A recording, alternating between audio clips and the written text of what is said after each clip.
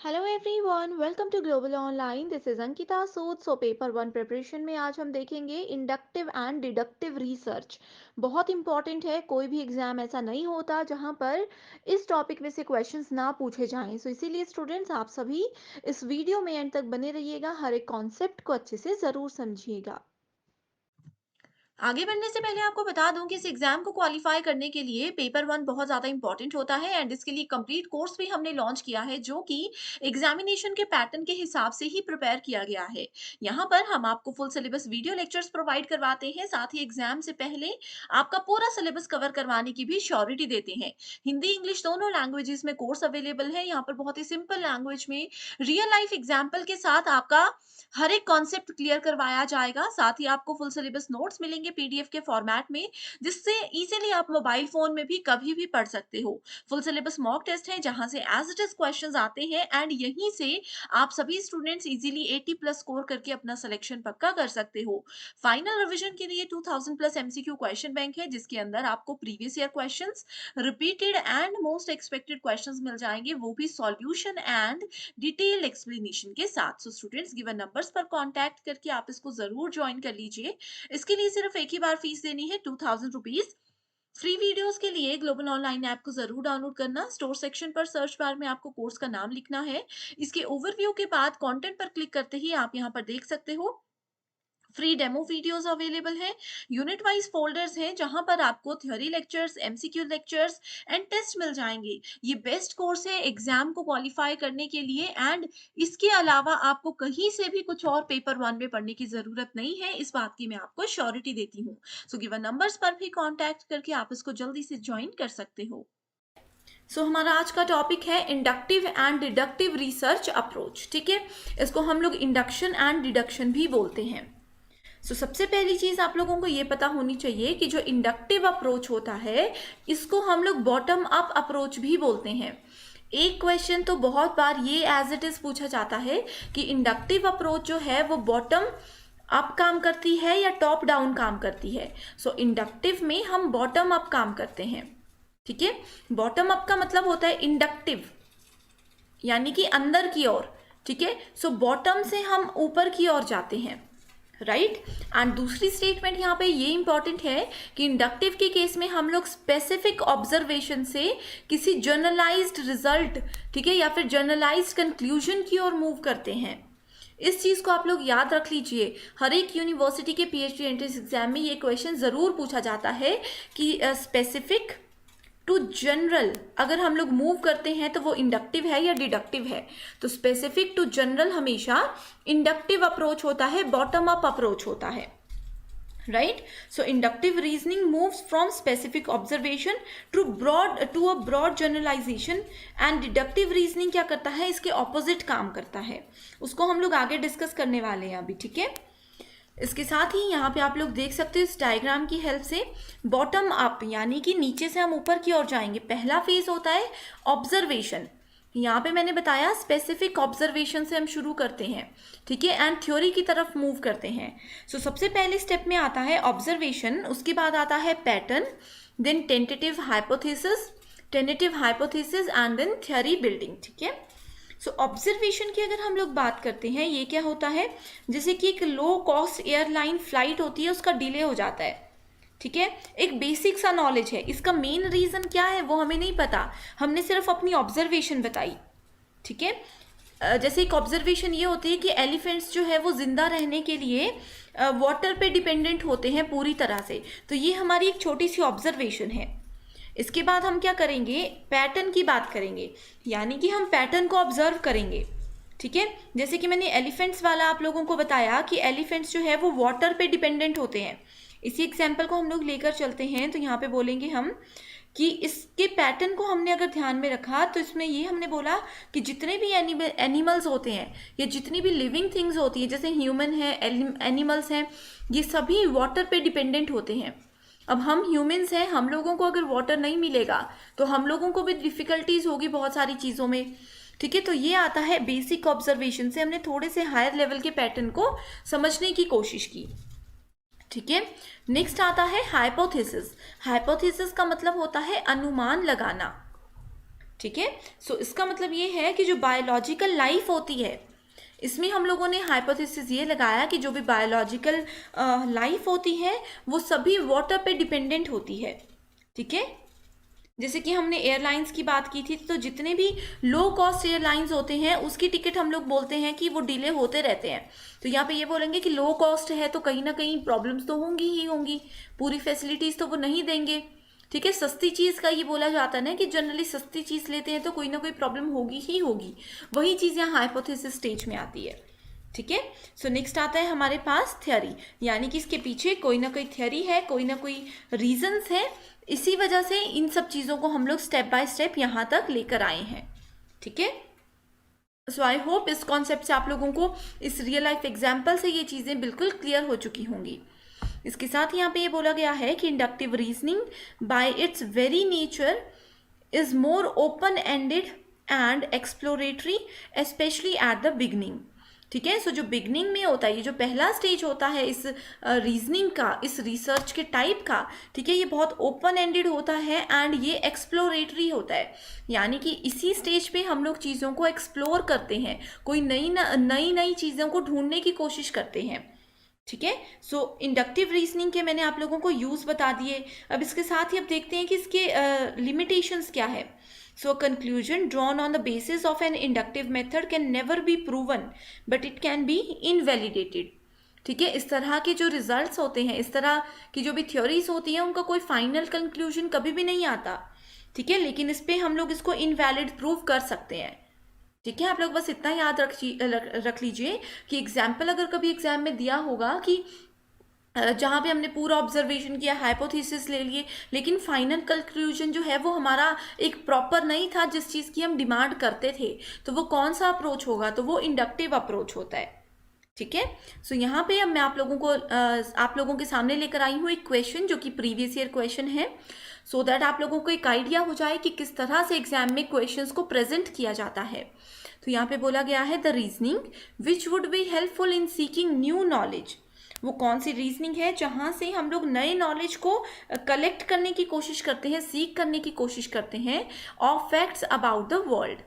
यानी कि हमारे पास वर्ल्ड का कोई भी टॉपिक ले लो, पूरे वर्ल्ड में इतने सारी चीज़ें हैं, कोई भी टॉपिक ले लो, उसके थोड़े बहुत फैक्ट्स हमें पता है।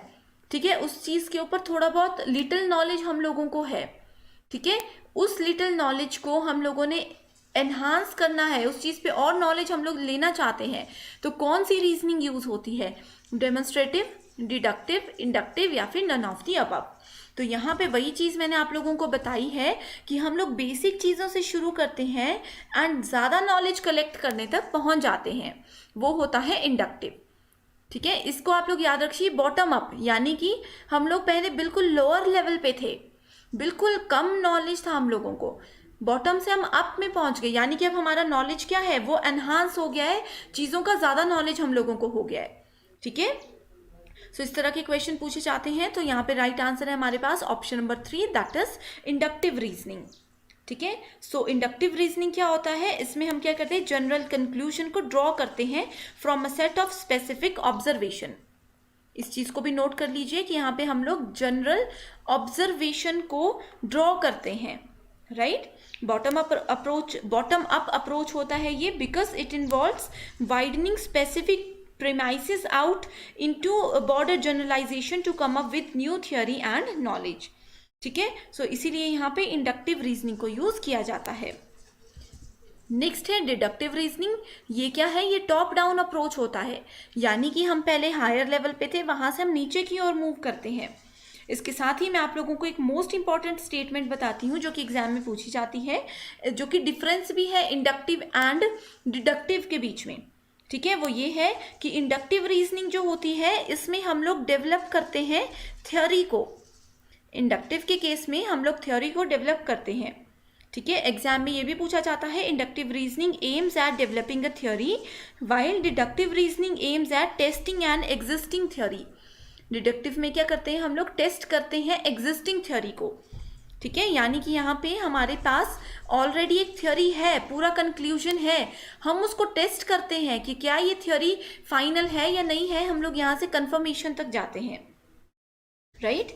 तो सबसे पहले अगर हम लोग करते हैं थ्योरी है हमारे पास, तो इसका भी एक एग्जाम्पल लेकर चलते हैं। जैसे कि यहाँ पे प्रीवियस एग्जाम्पल हमने देखा था कि जितनी भी बायोलॉजिकल लाइफ्स होती हैं वो वाटर पे डिपेंडेंट करती है। इस चीज़ का फुल प्रूफ है हमारे पास, ये आता है थ्योरी के अंदर। ठीक है, उसके बाद हम क्या करते हैं, हाइपोथेसिस को फॉर्मुलेट करते हैं, हाइपोथेसिस को जनरेट करते हैं। तो इसमें हमने क्या किया, इसमें हमने बोला कि जितने भी अर्थ पे रहने वाले मैमल्स होते हैं, ठीक है, उन सभी को वाटर की ज़रूरत पड़ती है। जितनी भी लिविंग थिंग्स होती हैं उनको वाटर की ज़रूरत पड़ती है। उसके बाद आते हैं हम ऑब्जर्वेशन में। ऑब्जर्वेशन को एनालिसिस स्टेज भी बोला जाता है। इसमें हम लोग एनालाइज करते हैं या टेस्ट करते हैं डेटा को। ठीक है, तो इसमें हमने क्या बोला कि जितने भी चीज़ें होती हैं, अगेन वही बात है कि वो सभी वाटर पे डिपेंडेंट होती है। अब इसकी कंफर्मेशन हम कैसे करेंगे, इसकी कंफर्मेशन हम ये करेंगे कि जितने भी हमारे ऑब्जर्वेशंस थे, जितनी भी हमारी थ्योरीज थी, अगर वो सभी चीज़ें ट्रू होती हैं, ये सभी चीज़ें अगर ट्रू होती हैं तो हमारा कंक्लूजन जो है वो ऑलवेज ट्रू होगा। ठीक है, सो डिडक्टिव में आपने ये याद रखना है कि अगर ऊपर की सभी स्टेटमेंट्स ट्रू होती हैं तो कंक्लूजन भी हमेशा ट्रू होगा ही होगा। ठीक है, तो इसमें हम लोग जनरल से मोर स्पेसिफिक की तरफ को मूव करते हैं, टॉप से बॉटम की तरफ को मूव करते हैं। राइट, सो इन चीज़ों को आप लोगों ने याद रखना है, ये बहुत ही ज़्यादा इंपॉर्टेंट है। Deductive reasoning is more narrow in nature and concern with testing and confirming the hypothesis. यानी कि जो भी हमने गेस की थी चीज़ें, जो भी अनुमान हमने लगाए थे, उन चीज़ों को कंफर्म करने पे हमारा मेजर फोकस होता है डिडक्टिव रीजनिंग में। तो एग्जाम में ये क्वेश्चन भी पूछा जाता है कि अगर मान लीजिए कि हम लोगों ने कोई अनुमान लगाया है किसी के एक पर्टिकुलर चीज़ पे, हम लोग कुछ गेस करते हैं एंड हम चाहते हैं कि अपनी इस गेस को हम लोग कंफर्म करें कि क्या हमारा गेस सही था या गलत था, तो हम कौन सी अप्रोच को यूज़ करेंगे। तो इस केस में हम लोग यूज़ करते हैं डिडक्टिव अप्रोच को। राइट, सो आई होप यहाँ पे आप लोगों का इंडक्टिव एंड डिडक्टिव का कॉन्सेप्ट बिल्कुल क्लियर है। सो नेक्स्ट क्वेश्चन देखते हैं कि डिडक्टिव का प्रीवियस ईयर क्वेश्चन किस तरह से पूछा गया था। Which is the most appropriate maxim of deductive method. So यहाँ पे क्वेश्चन देख के कंफ्यूज नहीं होने कि मैक्सिम का क्या मतलब है। आप लोगों ने डायरेक्टली क्या करना है, डायरेक्टली आप लोगों ने ऑप्शंस पे मूव करना है। सो ऑप्शंस में आप लोग देख कर ही बता सकते हो कि जनरल से स्पेसिफिक की तरफ हमें मूव करना है, दैट मीन्स डिडक्टिव की तरफ हमें जाना है। ठीक है, सो इस तरह के क्वेश्चंस आते हैं। यहाँ पे अगेन मैं आप लोगों को बता दूं, observation, generalization and then theory in case of inductive reasoning. So deductive हमने नीचे लिखा है, यानी कि हम नीचे की तरफ को मूव करते हैं। Theory, predictions and experiment. इसको याद रखने का एक और तरीका मैं बताती हूँ, डिडक्टिव यानी कि हम क्या कर रहे हैं, किसी चीज़ को डिडक्ट कर रहे हैं। डिडक्ट करने का मतलब होता है किसी चीज़ को माइनस कर रहे हैं, किसी चीज़ को हम कम कर रहे हैं। ठीक है, सो डिडक्टिव में प्रॉपर हमारे पास रिजल्ट है, लेकिन फिर भी हम देख रहे हैं कि रिजल्ट आया कैसे। तो प्रॉपर से हम नीचे की तरफ जाते हैं, यानी कि ज़्यादा से कम की तरफ जाते हैं। तो डिडक्टिव कम यानी कि ऊपर से नीचे की ओर जाएंगे। सो आई होप ये ट्रिक आप लोगों को याद रहेगी, समझ आ चुकी होगी। एग्जाम में आप लोग इसी तरह से चीज़ें कर सकते हो। ठीक है, सो ये एक क्वेश्चन मैं आप लोगों के लिए लेकर आई हूँ जो कि थ्योरी क्वेश्चन है, एंड इस क्वेश्चन का आंसर आप लोगों को इस वीडियो पर ही मिलेगा। अगर आप लोगों ने ये कॉन्सेप्ट अच्छे से समझा है तो आप लोग इसका आंसर मुझे इजीली दे सकते हो। इसका आंसर आप लोग कमेंट सेक्शन पे ज़रूर दीजिएगा एंड मुझे बताइएगा कि ये वीडियो आप लोगों को पसंद आई है या नहीं आई है, या कोई भी टॉपिक में इश्यूज हैं तो वो भी आप लोग हमें कमेंट करके बता सकते हो। सो ये क्वेश्चन है, what is teaching through deductive method from general to specific, specific to general, easy to difficult, या वन एंड थ्री। ठीक है, सो बहुत इजी क्वेश्चन है, इसका आंसर ज़रूर आप लोग कमेंट करके बताइएगा। एंड इसके अलावा एक चीज़ और मैं मिस कर गई हूँ, that is in deductive method. So जो डिडक्टिव मेथड होता है ना, ये टीचर सेंटर्ड मेथड होता है। ठीक है, ये एक टीचर सेंटर्ड मेथड होता है किसी भी नए कंटेंट को प्रेजेंट करने के लिए। अब टीचर सेंटर्ड मेथड का मतलब होता है कि एक टीचर पे फोकस रहेगा, टीचर क्या पढ़ाना चाहता है, वो कौन सा टॉपिक पढ़ाएगा, क्या मन है उनका, किस मेथड से वो पढ़ाना चाहते हैं, वो एमसीक्यूज के थ्रू या वो थ्योरी के थ्रू किस तरह से पढ़ाना चाहते हैं, ये सब चीज़ें टीचर पे डिपेंडेंट करती है। स्टूडेंट का इसमें कोई रोल नहीं होता। ठीक है, सो डिडक्टिव मेथड हमेशा टीचर सेंटर्ड मेथड होता है। सो यहाँ पे आप लोग इसका आंसर ज़रूर बताइएगा। एंड इस कोर्स को ज्वाइन करने के लिए आप लोग व्हाट्सएप के थ्रू इस दिए गए नंबर पर कांटेक्ट कर सकते हो। फीस मैं बता चुकी हूँ कि बहुत ही कम है, दैट इज़ 599। एंड इसके साथ ही हम आपको गारंटी देते हैं कि हमारे इसी कंटेंट से आप लोग किसी भी यूनिवर्सिटी के पीएचडी एग्जाम की बहुत अच्छे से तैयारी कर सकते हो, एंड फर्स्ट अटेम्प्ट में ही आप लोग विद इन अ मंथ और 2 आप लोग किसी भी यूनिवर्सिटी का एग्जाम क्वालिफाई कर सकते हो। ठीक है, सो आज के लिए सिर्फ इतना ही। आई होप ये कॉन्सेप्ट आप लोगों को समझ आ गया है। So thank you so much for watching this video and I wish you all the very best.